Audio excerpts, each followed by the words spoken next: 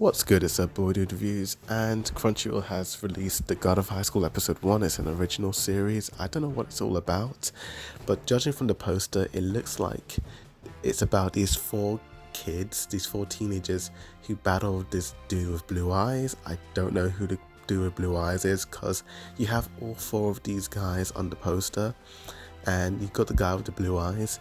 Looking at the poster, it looks like from the way they're scaled, it looks like the guy on the right center, and then you got the dude in the middle, then the girl, then the guy with the fire. It looks like those are like the main characters in order, and then they're trying to battle this dude with the blue eyes.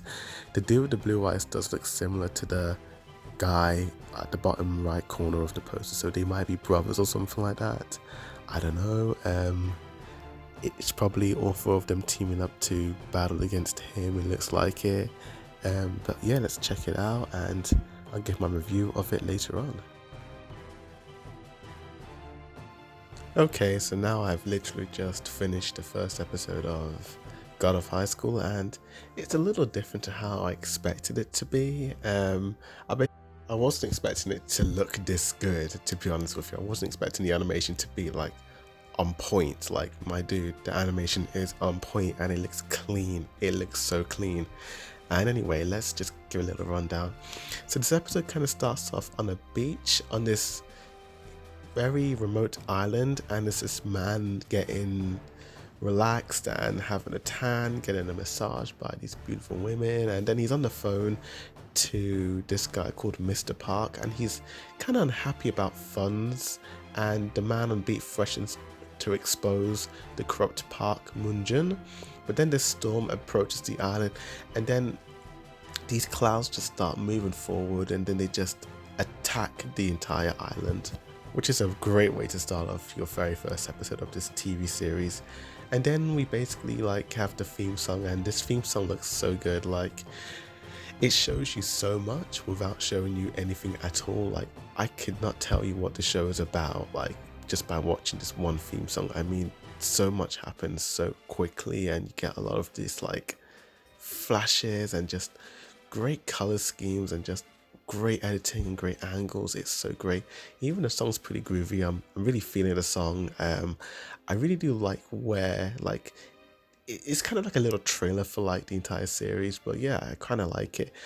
Anyway, let's go into the main story of this episode, and it's basically set like in the past, and it's this kid with these star-shaped eyes. Like, I've never seen a main character whose eyes look like stars, which is pretty cool. I love that design. And apparently he was raised by his grandfather until he was old enough to go to school. And then the dude, who's called Mori, he wakes up from a dream of this specific event that happened in the past. He then wakes up, and then he's like in this like super hurry because he's late for school. He's late for an event, actually, not for school. And yeah, I flipping love all this action scene. Like, this is where the animation starts to really like shine. Like, we do get to see what is installed for us in these next few episodes in terms of like animation quality. Like, this dude Moria just jumps on his bike, starts racing down the road, and like, oh my gosh, like it was both hilarious and kind of terrifying at the same time watching it. It was like flipping out, this dude. And then we get to be introduced to South Korea and what's happening, and like we get to introduce what the God of High School is all about, and it's this martial arts style tournament, and the preliminary rounds are being held in the Korg arena in Seoul, and people from all across the area are excited about this tournament. We get introduced to this dude called Han Dawi, who's working in a supermarket, and apparently he's saving some dough for something, I'm guessing, debating on whether or not he needs more shifts. And then meanwhile, this bunch of like martial art dudes who didn't qualify for the tournament are then approached by this young girl called Yu Mirai,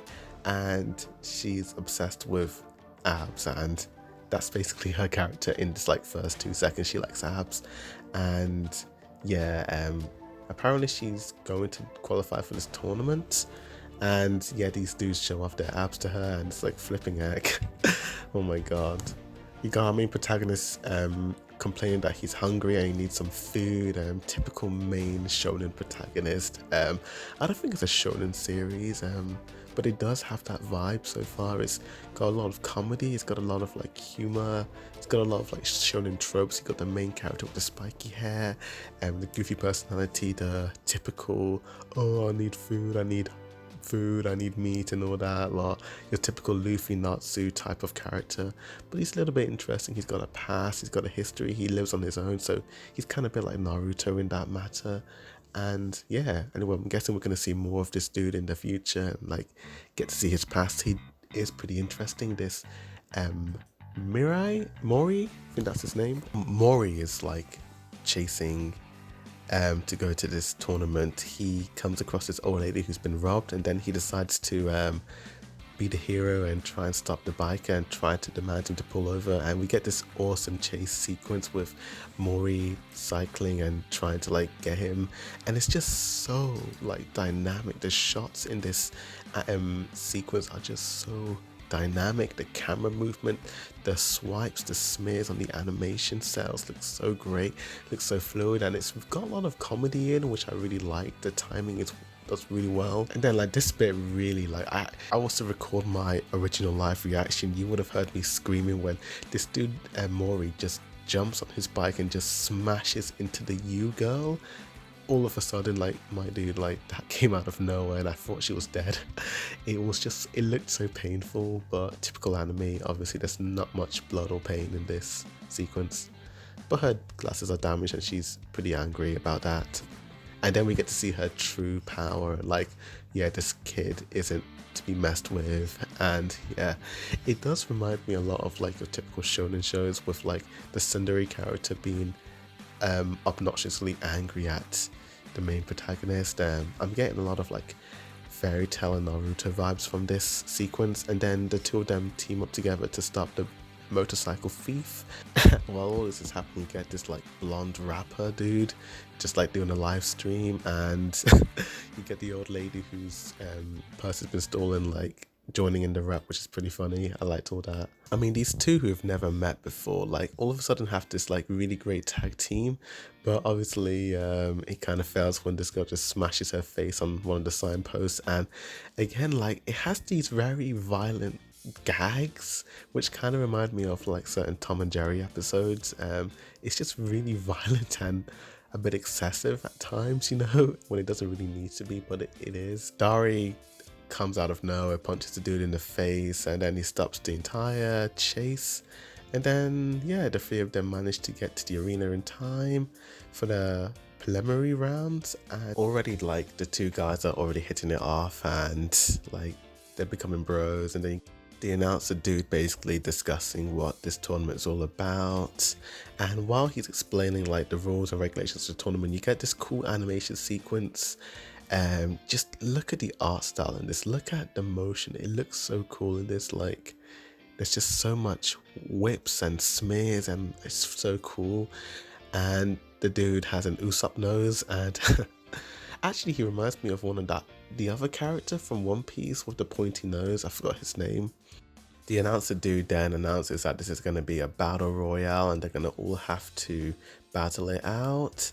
And yeah, everyone starts fighting, and yeah, we obviously see like the main, like the ones who are really like stealing the show, like Bubblegum Girl.